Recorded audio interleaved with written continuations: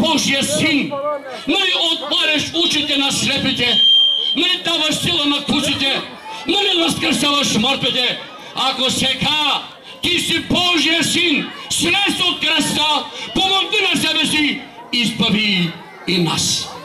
Той го презираше, той го подиграваше, той нямаше вяра в него. Обаче другият, който беше от дясната страна разбойник, който беше на същата участ, той се обърна към другия и каза: защо говориш така? Ние заслужаваме нашата смърт, ние заслужаваме нашата участ, ние заслужаваме да умрем. Но той е праведник за Христос. Той е праведник. Той не е направил никакво зло. Той не е направил нищо лошо. Той не заслужава да умре. Той не заслужава да страда. Обърна се към него и каза: Господи, спомни си за мене, като дойдеш в Твоето царство. И вижте сега Христос, който на средния кръст умираше, който даваше живота си, чиято кръв изтичаше, той не помисли за себе си, но се обърна отново към покаяне си разбойник, към повярване си разбойник, обърна се отново към него с любов и му каза: още днеска ще бъдеш с мене в рая. Халилуя! Още днеска ще бъдеш с мене в рая. Ето за това той умира. Ето за това той страда. Ето за това той беше предаден, за да може чрез вяра в него човек да получи прощение. С вяра в него човек да получи спасение. С вяра в него човек да получи оправдание. Вижте, на кръста на Христос бяха приковани ръцете. Той беше разкът. Защо ли Сатана реши да прикове ръцете на Господа? Сатана се страхува от ръцете на Господа, защото с тези ръце Христос избъркваше сълзите на плачещите майки. С тези ръце Христос благославяше малките деца. С тези ръце Христос хранеше хладните души. С тези ръце Христос поддаваше благата си на онези, които имаха нужда от него. И Сатана мислеше, че след като прикове ръцете на Господа, той няма да може да избършва сълзи, той няма да може да превдига, той няма да може да благославя, той няма да може да помага. Сатана реши да прикове и краката на Господа на кръста. Защото той се страхуваше от тези крака. Защото с тези крака Христос отиваше по градове, Христос отиваше по села, Христос влизаше в различни домове. Не да осъжда, не да презира, не да глукарства, не да одумба, не да отхвърля, но отиваше с тези нозе при тези, които имаха нужда от него и занесваше своят мир. Той отиваше при онези, които имаха нужда от него и занесваше своята благодат. И Словото Божие не казва, че един ден той заедно с Петър Вардака и Христос отиде в дома на неговата тъща. И той погледна, че тя е пълна от треска и лежи на леглото. И Христос отиде със своите носе при нея, докосна се до нея, треските остави и тя стана и започна да му прослужва. Амин! Да, Христос отиваше, за да разнася блага. Христос отиваше, за да освобождава. Христос отиваше, за да разбързва. Христос отиваше, за да изцелява. Христос отиваше и където отиваше, имаше свобода. Имаше един човек, който беше запледен от нечисти духове. Той не живееше в семейството си, той живееше в гробищата и много от хората се страхуваха да минават оттам. Но Христос един ден реши да отиде не при богатите, не при известните, но реши да отиде при този човек запленен от този зъл дух. Той е човек, който не знаеше ласката на семейството на децата си. Отиде и като този дух го видя, той се притече, падна пред лицето и каза: защо си дошъл да ме мъчиш преждевременно, Исусе, Сине на Бога? Защото Христос му казваше: извез от него нечисти духи. Христос му казваше: освободи го. И този човек беше изцелен, беше освободен и смислено седна при носете на Исус. Да, Сатана се страхуваше от Исуса, затова го прикова кръста. Затова той беше там. Обаче не пероните държаха Исуса, не пероните държаха Господа на кръста. Той можеше да слезе, той може да излезе оттам, той може да живее, както даде живот на Иродата дъщеря, както даде живот на синът на вдовицата от Наин, както даде живот на Лазара. Той можеше да слезе от кръста и да живее, но пероните не го държаха. Той стоеше оттам от любов към теб, скъпо душо, от любов към тебе, братко, от любов към тебе, сестро, от любов към тебе, приятелю, от любов към всеки един. Той стоеше на кръста там. Неговата любов го държеше, неговата любов го караше да трае, неговата любов го караше да страда, да не страдаш ти, да не се мъчиш ти, да не бъдеш осъден ти, да не хвърлиш в огненото езеро, но да бъдеш спасен и да имаш вечен живот в неговата слава. Днес той умира, дава живота си, за да живееш ти. Днес той полива кръвта си, за да умие твоите грехове. Днес той страда, за да бъдеш ти и аз утешени. Обаче погледнете, той беше растът с отворени обятия и тая вече той казва: моите обятия са отворени. Елате при мене, отрудени, обременени. Елате при мене, болни и наскърбени. Елате при мене с пороци и с слабости. Елате и ще познаете неговата любов. Независимо, че той с приковани ръце, той ще ви прегърне. Той ще избърши сълзите ви. Той ще ви утеши във вашата скърбаща тъга. Той ще ви превдигне и той ще ви носи на своите рамене, защото за това е дошъл да ви потърси, да ви спаси, да ви промени, да ви направи да бъдете негови синове, негови дъщери и да живеете в неговото царство. Затова Христос умира. И днес е най-тежкият ден. Днес е най-черният ден в неговия живот. Но той не промени живота си, не промени състоянието си, остана верен до кръста. Защото грехът на първият разбойник беше вземат и сложен върху него.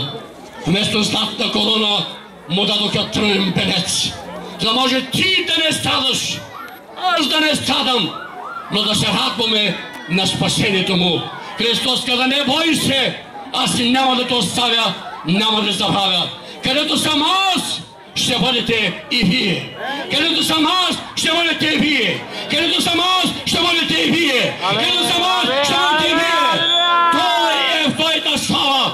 И ти ще бъдеш да слава, защото чрез своята смърт той плати цената, с която ти изкупи и да те разбърже от греха. В една далечна източна страна имал един човек, който имал 12 деца.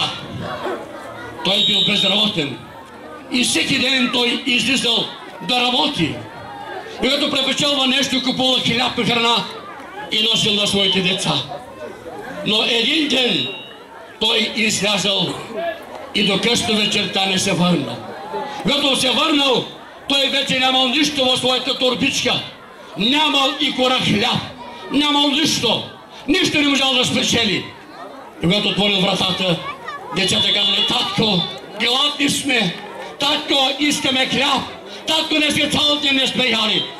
И когато той чул гласът на своите деца, когато погледнал, нямал нищо от торбата и нищо не спечелил, той затворил вратата и излязъл и повече не се върнал.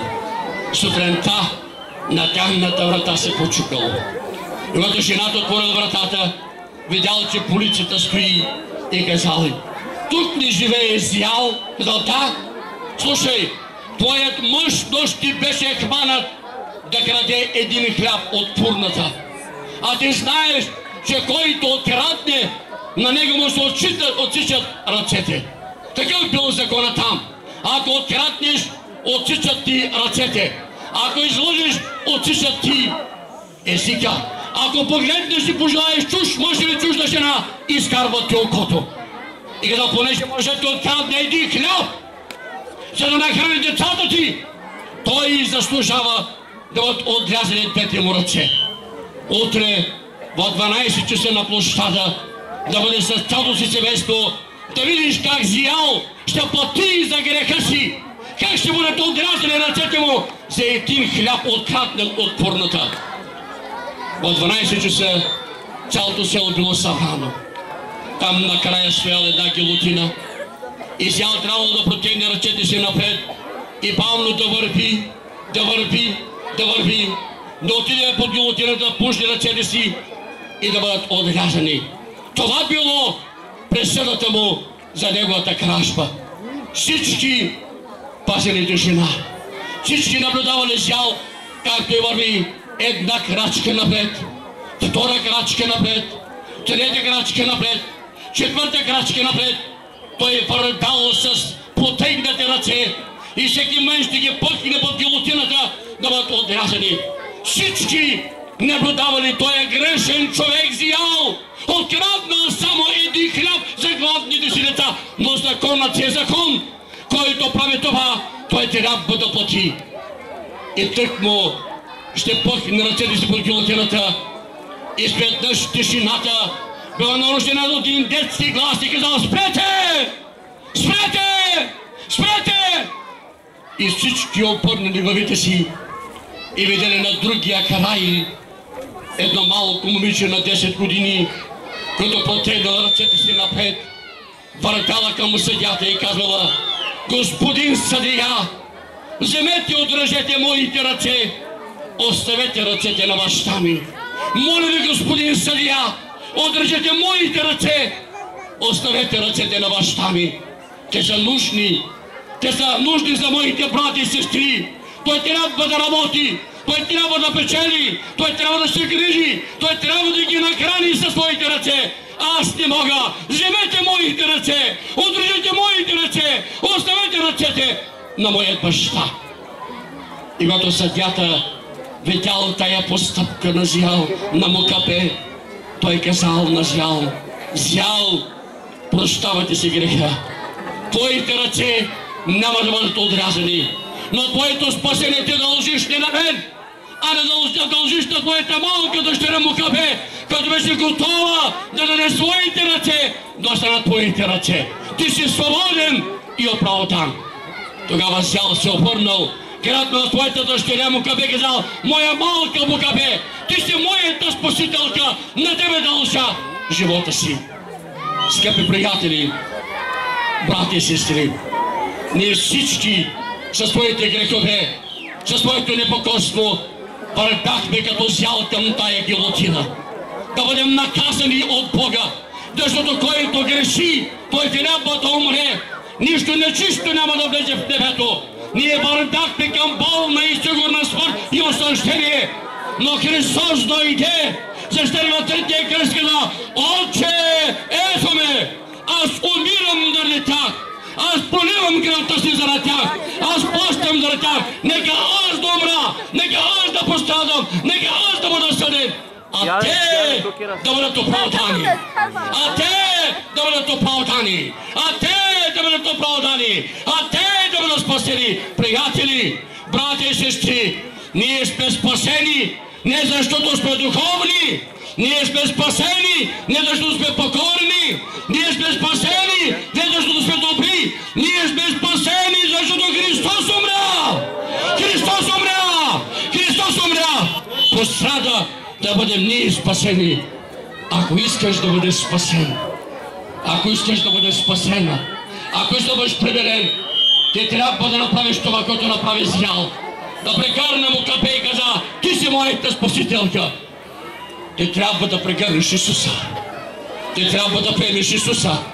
Ти трябва да кажеш на Исуса: прости ми. Ти трябва да кажеш на Исуса: ти си моето спасение. Ти трябва да кажеш на Исуса: ти плати моята цена. Аз не искам да бъда изгубен. Аз не искам да бъда осъден. Аз не искам да бъда хвърлен в Божието езеро. Аз искам да живея с тебе. Аз искам да живея с тебе. Ако не го приемеш, неговата жертва, който не спи като он е разбойник, който не повярва, не прие и погина. Но ако повярваш и приемеш Исуса, ако се довериш на Него, Той ще ти каже: днес ще бъдеш спасен. Той ще ти каже: днес ще бъдеш простен. Той ще ти каже: днес ще бъдеш благословен. Той ще каже: днес ще бъдеш изцелен. Искаш ли да бъдеш спасен? да не бъдеш на кръста, а да бъдеш в Божията слава. Искаш ли да бъдеш спасен, да не бъдеш в огненото езеро, а да бъдеш в царството на Господа, ти трябва да дойдеш при Исус. Ти трябва да приемеш Исус. Ти трябва да превърнеш Исус с вяра и да кажеш: аз искам да бъда твой син. Аз искам да бъда твоя дъщеря. Аз искам да бъда спасен. Ако някой желае днеска да дойде при Господа, ако желае някой днеска да приеме Господа, ако желае някой днеска да се довери на Господа, ако желае някой днеска да не бъде на кръста, а да бъде оправдан, нека да излезе да дойде напред и ние ще се молим за него и Господ ще го приеме и ще го благослови. Защото Христос го чака. Христос чака. Христос ви кани. Христос иска неговата смърт да ви даде живот. Има ли желаещи? Не се срамувайте. Днес е денят, в който Господ ви кани. Днес е денят, в който Господ ви зове. Днес е денят, в който Господ е милостив. Днес е денят, в който Господ прощава. Днес е денят, в който Господ спасява. Днес е денят, в който Господ дава живот, защото днес Той умря, за да имате живот. Има ли желаещи? Ако има някой, нека да дойде напред. Нека да излезе напред. Да приеме Господа. Да предаде живота си. Господ не иска злато. Господ не иска сребро. Но Той иска да ви даде мир и от тебе. Той иска тая вечер да ви благослови. Той иска тая вечер да ви благослови. Ако иска някой, докато сестрите, брата да пеят, нека да излезе напред. Нека да дойде и да се остави в ръцете на Господа и Той ще го носи. И Той ще го благослави. И Той ще се грижи за него. Той ще вкуси и ще познае, че Господ е благ. Че Господ е благ. Че Господ